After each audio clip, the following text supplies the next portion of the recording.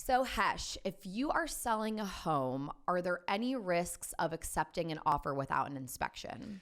Liability, Hannah. So the question ultimately, this is a question for home sellers. So if you're selling a home and you get multiple offers, and let's just pretend you have 10 offers, and a lot of people today, like Hannah, a lot of people today are waiving getting the inspection on a home because they're trying to make their offer look as attractive as possible to a seller. So naturally, a homeowner who is selling their home, the truth is, if you can have a cash buyer with no inspections, no contingencies, no anything, and close in 3 days, that's the perfect buyer, assuming that their offer is the best. The highest offer is not always the best offer. And just because somebody's paying cash with no inspections doesn't make that one either. There's other things they have to be looked at. Liability is one of them. There are actually a lot of lawsuits now coming out from the last 6 to 12 months where a buyer did not get a home inspection. So naturally the seller said, oh man, no inspection, let's go with that one. The buyer buys the house. The buyer then moves into the house. 6 months in, there's a problem.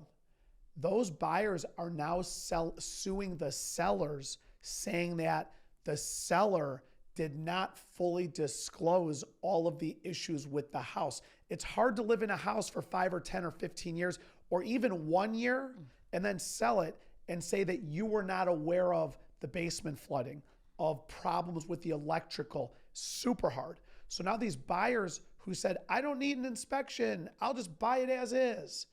And the sellers believe, and a lot of real estate agents, Hannah, believe this too, that if that buyer signed, I'm buying it as is, then that's on them.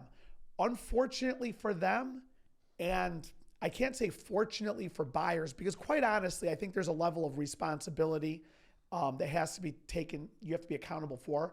But here's reality. As a seller, you should be real careful accepting a purchase offer without the buyer getting an inspection, because if there's a problem that comes up later, that buyer with a high probability is going to look to sue the pants off of everybody.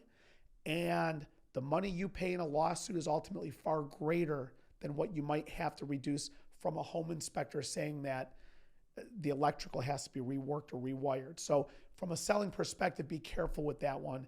And that's how you got to handle home inspections as sellers. You have to look out for liability. That's an excellent question, Hannah. Thank you.